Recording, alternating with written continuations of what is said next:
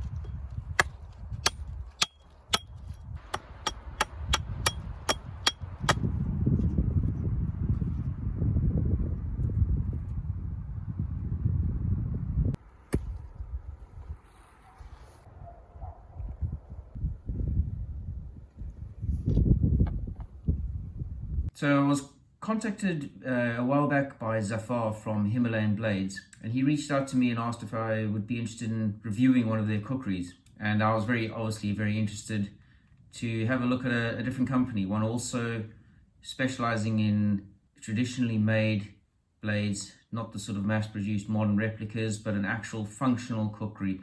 Now, Himalayan Blades have been established for over 30 years. They make kukris that are actually either replicas of military models that are fully functional, or in this case some modern reproductions that they've come up, different designs that they've sort of modified slightly. Now Zafar decided which model to send me, and in this case it's the Neo Hanshee model. So it's a design that he came up with, and it's in their modern production range. So they have a couple of models in there which are not direct replicas of military kukris, but are their designs for a sort of functional and fully spec'd kukri. So the basic specs of this particular model: it's made from 5160 steel, has a Indian rosewood handle, it's full tang. The dap is made from buffalo leather, and it does also have the chakmak and kada, as well as the more military style frog. The blade length is 33 centimeters or 13 inches, and the weight is 570 grams or around 20 ounces. Now 5160 steel is a very good choice for a blade like this. It's very robust, it's high carbon, has chromium content in it as well, but it is quite ductile and flexible, so good steel for longer blades, because obviously the longer the blade is, the more likely it is to endure sort of flexing. And this type of steel really responds quite well and holds its own in that kind of scenario. So things like swords and the largest tools like a kukri do benefit well from being made from that sort of steel. And it also can be heat treated fairly well. So I think it's a good choice for something like this. It's not a super steel, but it's a very functional, very good steel for an application like this. So although this is quite a large kukri, it feels lighter than at least two of them. And that's largely because they have this hollow forged shape to the belly, and also quite a deep groove here. So although they've got quite a thick spine for strength, that significantly reduces the weight. you know, these blades are made in traditional manner by Himalayan Blades. They use the Karmis in Nepal, but I have tested it out in the woodland. But you know, I tried a couple of different woods, some green, some that have been previously felled and a bit dry, and it certainly functioned no problem at all. There's no damage to the blade. Now the profile, obviously if you're used to using certain tools, you have to get used to the profile angle when you're chopping through wood. So it does take a little bit of dialing in. You know, I had to work through some thicker pieces, and although pretty sharp, I was interested to see how the edge would hold up. There was just no deflection at all. Now the steel in particular is, you know, should be pretty good for that. It takes a good edge. Now I will show it up against some of the other kukris just for a sense of scale, and to highlight some of the details. But some of the points that I've noticed on this one that I'd like to point out, the finish on particularly the handle area is definitely superior to the other ones I have. There's absolutely no sharp edges, been very nicely rounded off, high quality to the actual turning on the handle, and even the finial on the end. Now this is actually a full tang, and on my Mark II from Tora, they don't actually add this little finial on the end, and you probably don't need to on a full tang. It's probably more sort of for maybe for a rat tail, but this one has got this little finial. This one is very, very smooth, so there's just no sharp edge on it. Nicely finished off. Slightly different detail on this one. Actually has two rivets here. All the others I have just have one there and one there. This one, you know, obviously for strength possibly, but that's pretty robust design and not going to go anywhere. The rivets are quite nice actually. They're actually silver with a little brass surround. The actual polish on the blade, there's not a blemish on it. It's been really well done. The alignment also all aligned very, very well. So this one did come, as I said before, with a very traditional dap, and it actually came with the Chakmak and Carder too. Now, interestingly, on these two little additional blades, they both have a little reset which sort of replicates the Cho or Kaudi that you see on the main blade, and I think that's quite a nice little detail. Also very nicely finished off. The only thing with the small blade, it wasn't particularly sharp. Now that may be deliberate because I'm not sure how many people actually use that. Now the sheath, I think, of the four that I have, is by far the best. It's very nicely done. It's got tooling on the leather. The tip here has been very nicely finished off. I'm not sure how they do the stitching. Obviously, having done a bit of leather work myself, quite interested to know how they achieve this. Very nicely done. There's no blemishes anywhere. This is a nice little detail. The way the leather all folds in has been so neatly done. Quite impressed with that. Nice thick belt loops and very strongly riveted, so they're not going anywhere. So I think this is a very well made sheath, and strangely, out of all of them, I mean there's wood in insert, so it's quite difficult to line it up with a curved blade, and the others all catch at a certain point. This one does not catch anywhere, it just goes straight in. You can see there.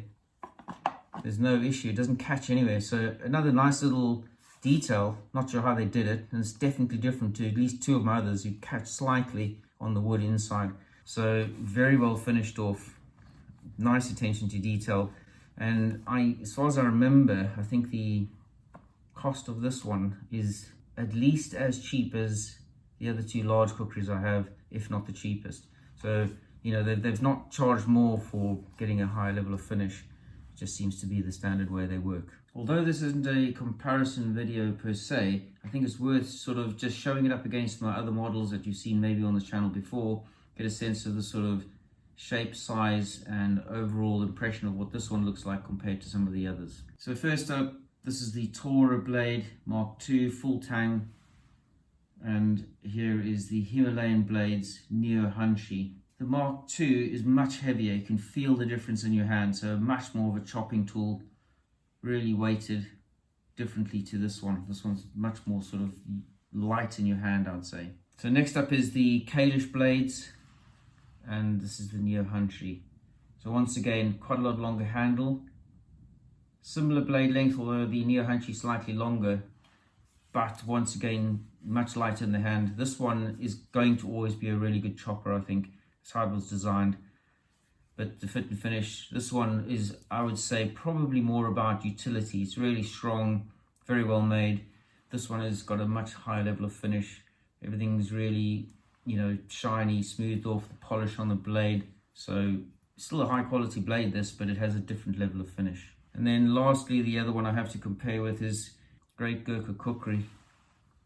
So you can see it is a smaller blade, and this one probably was designed really as a sort of modern light use, closer towards more something like a camp knife. Now obviously I'm very grateful to Zafar for reaching out. I was really excited to have a look at another kukri from another company, but also a lovely made, traditionally made Nepalese blade. They asked me to do an honest review on this one, and looking at the kukris, I can only go from the experience that I have now. Now what I look for in a kukri, a traditionally made one that is fully functional and is not just made for a cheap tourist market, but also the idea that you're supporting the sort of local culture through buying products from Nepal, but they also then have the direct link to that sort of cultural and ceremonial significance that is attached to kukris. And that is the bit that I really like, and I think Himalayan Blades have all of that in spades. They have high attention to detail. The quality on this compared to my others was equal, if not better in most cases than the others. So in that sense, I'm not trying to give them a glowing review for the sake of it. It genuinely does seem to be a really nice blade. I did put it to a functional test. I mean, clearly I wasn't trying to destroy the blade, and it was functioning perfectly. There was no deformation to the blade at all. Now I'm not going to abuse any of my kukris. I do like them as collector's items as well, but I do want them to be functional.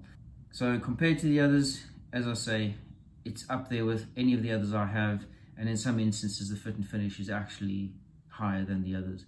So I have no hesitation in my limited experience of recommending Himalayan Blades as a really good company to get hold of a nice traditional, fully functional, well-made kukri. So go check them out. I'll leave a link in the description to their website. Zafar was the owner who reached out to me. So, thank you so much, Zafar. I really appreciated the opportunity to have a look at this blade. It is genuinely a beautifully made product. You should be proud of what you guys are doing, and hope all the best for you guys in the future. But go check them out. And once again, guys, thanks for watching, and see you next time.